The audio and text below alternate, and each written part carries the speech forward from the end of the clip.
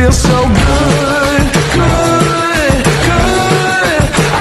In this video, let us talk about the recent milestones and happenings around NIO Inc. Limited. The EV global startup company had announced the official opening of NIO China headquarter in Anhui pilot free trade zone. It corresponds to the agreements they have signed on April 29 to locate NIO China's headquarters. The key development here is that NIO China's core of business, research and development, sales and services, and NIO Power will hire more employees to perform research and development functions. We all know that EV is a very competitive sector, hence a strong R&D operations is necessary. Meanwhile, NIO and JAC also had officially started with the expansion of Hefie Advanced Manufacturing Center. Henceforth, we can expect consistent increases on their deliveries year over year starting next quarter, especially when it started to produce its ET7. By the way, EC6 production had started and had delivered on the month of September. They said that 87 or sedan might be launched on NIO Day 2020, which be held in January 9, 2021. With this upcoming sedan, I expect that NIO can go head-to-head with Tesla's delivery in China while building a huge gap on its closest domestic competitor, XPeng, in terms of delivery. In addition, NIO cooperates with Hefie Charge, a subsidiary of Hefie City Construction and Investment Holding Group, to promote the deployment of battery swapping facilities in 2020 and 2021. Speaking of swapping, let's have our first milestone. NIO battery swapping technology, which had already reached to 1 million swaps, in which they had deployed 155 battery swap stations in China, then built a battery swap networks along the J2 Beijing-Shanghai Expressway and J4 Beijing-Hong Kong-Macau Expressway.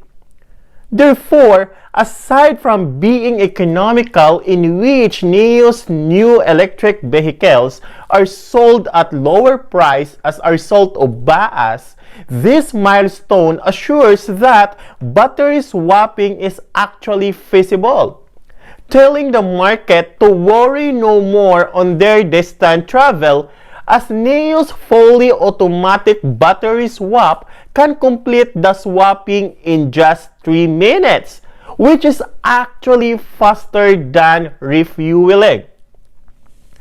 Clever to NIO's management on solving first the dilemma of electric vehicle industry before accelerating their production to make sure that supply equates to demand, henceforth avoiding idle capacity, which simply means maximizing company's profit, therefore maximizing shareholders' value. Second milestone, NIO had accumulated a 1 billion-kilometer travel nationwide, with their users drive on average of 3 million kilometers per day, which is equivalent to AS8's global reinforced road test. The longest mileage by their single car is 160,000 kilometers. This milestone just impliedly tells us that NIO Cars has quality that each and every customer can rely upon, aside from its good after service. Third milestone, the NIO's Navigate on Pilot, or NOP. According to my friend in China, traffic in their country is very complicated. Therefore, a local company who knows the country more has the leverage at this feature. With that being said, its NOP is the first commercial application of high-definition maps in the country on the ADAS functionality of mass-produced vehicles. Accordingly, NIO is one of the automakers to achieve their guidance feature for navigation on designated roads in China with 23 smart perception units, high-definition map, deep neural network model, among others. With no misintegration into NOP, it is now more useful and safer as NOMI can notify the driver of the current vehicle status, its upcoming operation, key information, and takeover request. Hence, making NOP more useful and NIO's cars safer now to drive on autopilot. And speaking of NOMI guys, NIO select conversational AI firm Cerence that focuses on automotive industry for collaboration to deploy voice technologies on its products. Is it just for domestic purposes only, or NIO is preparing its product to Europe and North America's penetration? A question which I think possible reason why they had partnered with this American-based AI company. The fourth milestone, the millions of products being sold by NIO Life annually. This segment actually is being overlooked by most investors and analysts. NIO Life has 8 categories, such as apparel, luggage and bags, home, food, technology products, car life, among others. This segment could be one of the revenue sources of NIO on years to come.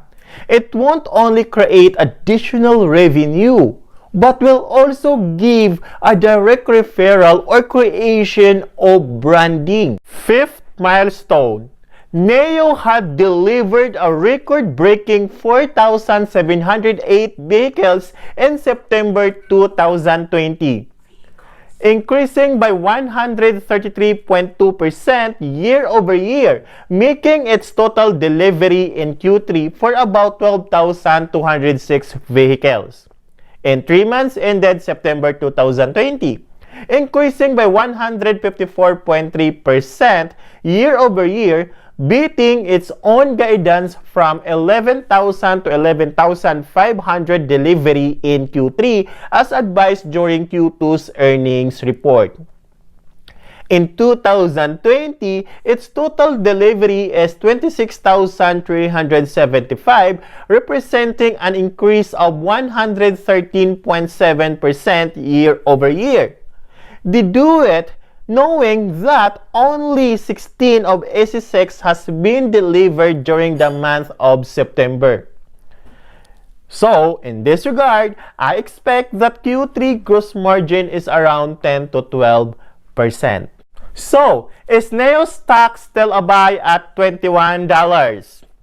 The stock is consolidating hard at $18 until Deutsche Bank reiterate its rating while saying NIO could be the next iconic auto brand, which caused the stock to close at $20.85.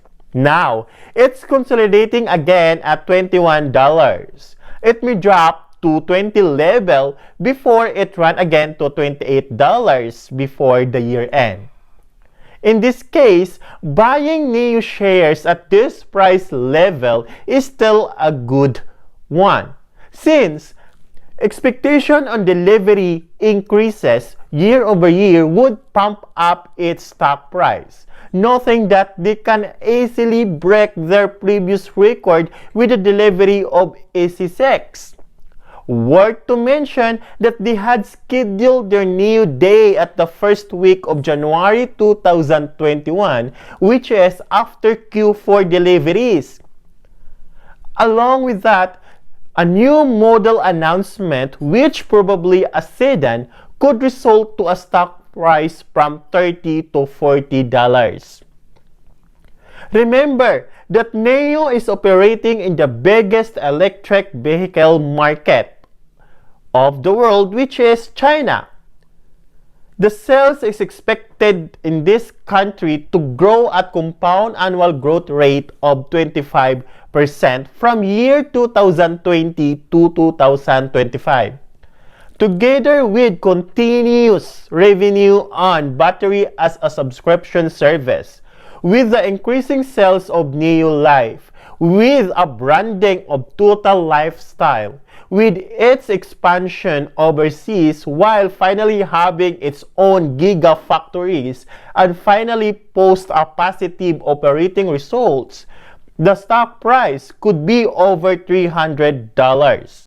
So that's all for today, guys. So if you like this video, please click that subscribe button and your like button so you can help this channel to grow. Also, do not forget your notification bell so you'll be keep updated on my upcoming videos. Please remember that I'm dropping a video once or twice a week.